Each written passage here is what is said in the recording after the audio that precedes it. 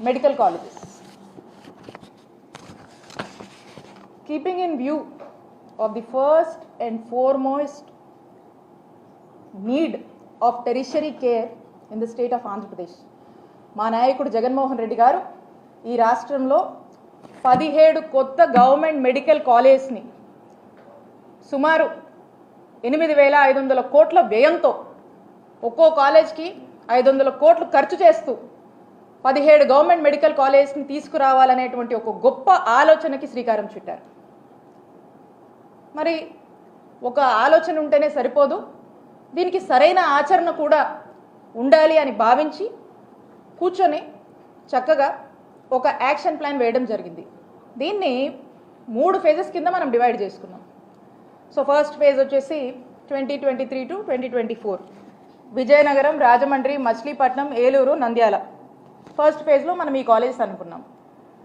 అలాగే సెకండ్ ఫేజ్లో కొన్ని కాలేజెస్ అనుకున్నాం, థర్డ్ ఫేజ్లో కొన్ని అనుకున్నాం. సో ఈ ఫస్ట్ ఫేజ్కి సంబంధించి ఈ కాలేజెస్ని మనం అనుకున్నట్టుగా ఏదైతే ఒక టైం లైన్ మనం అనుకున్నామో అనుకున్న విధంగా ఈ కాలేజెస్ని మనం ప్రారంభించి అందుబాటులోకి తీసుకువచ్చి మరి 2023 టు 2024కి సంబంధించి మనము ఒక్కో కాలేజ్కి 150 మెడికల్ సీట్లు అంటే ఎంబీబీఎస్ సీట్లు అంటే మొత్తం 5 కాలేజీలకి 750 ఎంబీబీఎస్ సీట్లని మనం అందుబాటులోకి తీసుకొచ్చి ఈ కాలేజ్ని ప్రారంభించి మరి వైద్య విద్య అభ్యసించాలనుకుంటున్నటువంటి ఎంతోమంది విద్యార్థులకు ఒక హోప్గా నిలిచి మరి ప్రారంభించినటువంటి పరిస్థితి జగనన్న ప్రభుత్వంలో నెలకొన్నటువంటి విషయం మీ అందరికీ కూడా తెలిసిందే.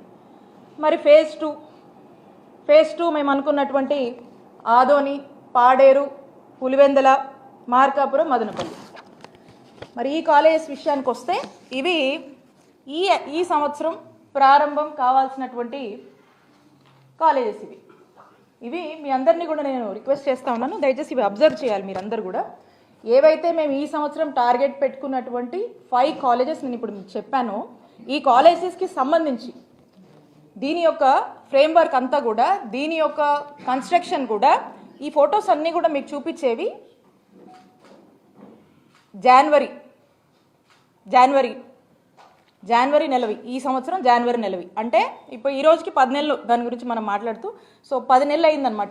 ఇవి అప్పటి స్టేటస్. ఇది ఆదోని మెడికల్ కాలేజ్ సంబంధించినటువంటి స్టేటస్ మీకు కనిపిస్తూ ఉంది. Hospital, college blocks, hostel Adoni. ఇది మదనపల్లి మెడికల్ కాలేజ్ సంబంధించి మీకు కూడా ఇక్కడ కనిపిస్తూ ఉంది college block, boys hostel, girls hostel. Paderu కూడా మీకు కనిపిస్తూ ఉంది హాస్పిటల్, కాలేజ్ బ్లాక్, హాస్టల్స్ మీకు కనిపిస్తూ ఉన్నాయి, బాయ్స్ హాస్టల్, గర్ల్స్ హాస్టల్. అలాగే మార్కాపురం దీనికి కూడా మీకు కనిపిస్తూ ఉంది college blocks, girls hostel, boys hostel. ఇంకా పులివెందులకు సంబంధించి కూడా మీరు చూసినట్టయితే హాస్పిటల్, మెడికల్ కాలేజు, ఇది దయచేసి అబ్జర్వ్ చేయవలసిందిగా కోరుతున్నాను. బాయ్స్ హాస్టలు, ఇది గర్ల్స్ హాస్టల్ మీరు చూస్తూ ఉన్నారు అందరూ. ఇవి ఎప్పటి సంగతి నేను మాట్లాడుతూ ఉన్నా, ఈ సంవత్సరం జనవరి నెలలో ఫొటోస్ నేను మాట్లాడుతూ ఉన్నా. వర్క్ ఇన్ ప్రోగ్రెస్ స్టేటస్ గురించి నేను చెప్తా ఉన్నా. అంటే ఇక్కడ స్పష్టంగా కనిపిస్తుంది బాయ్స్ హాస్టల్ ఎంతవరకు కట్టడం అయిందో, గర్ల్స్ హాస్టల్ ఎంతవరకు కట్టడం అయిందో మనకు కనిపిస్తూ ఉంది. మరి మనం చూస్తూ ఉన్నాము మంత్రి గారు అవగాహన ఉండి మాట్లాడుతున్నారా, అవగాహన లేక మాట్లాడుతున్నారా, లేదా కాలేజ్లు వాళ్ళు తీసుకురావట్లేదు కాబట్టి ఆ నెపము మా మీద వెయ్యాలని, మళ్ళీ పొరపాటుని కాలేజ్ కనుక వస్తే ఈ క్రెడిట్ అంతా మా నాయకుడు జగన్మోహన్ రెడ్డి గారికే దక్కుతుంది కాబట్టి ఈ మంచి పని నుంచి చేయదలుచుకోలేక వాళ్ళ బాధ్యత నుంచి తప్పుకుంటూ ఏదో సాకుతో ఈ నెపం మన మీద వేయాలని చూస్తున్నట్టు అర్థమవుతోంది. ఏంటంటే ఏమంటున్నారు, ఈ హాస్టల్స్ అంటే మనం కట్టలేదంట, ఈ హాస్టల్స్ మీకు కనబడుతున్నటువంటి ఈ హాస్టల్స్ని మనం కట్టలేదు కాబట్టి అందుకని మనకు మెడికల్ కాలేజ్కి మనకు పర్మిషన్ రాలేదు అని మంత్రి గారు మాట్లాడుతున్నారు. కౌన్సిల్లో చూస్తూ ఉన్నాం. జనవరిలోనే ఇక్కడ దాకా ఈ హాస్టల్స్ వస్తే ఆ తర్వాత మనకు కోడ్ వచ్చింది.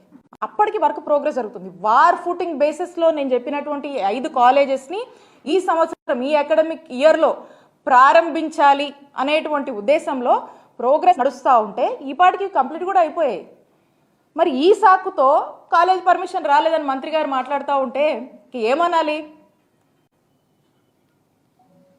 ఇదే కాదు, ఇంతలా ఈ స్టేటస్ ఇలా ఉంటే మళ్ళా దీన్ని మాకు ఈ కాలేజ్ వద్దని, మాకు ఈ కాలేజ్ పర్మిషన్ వద్దని చెప్పేసి మళ్ళీ వీళ్ళే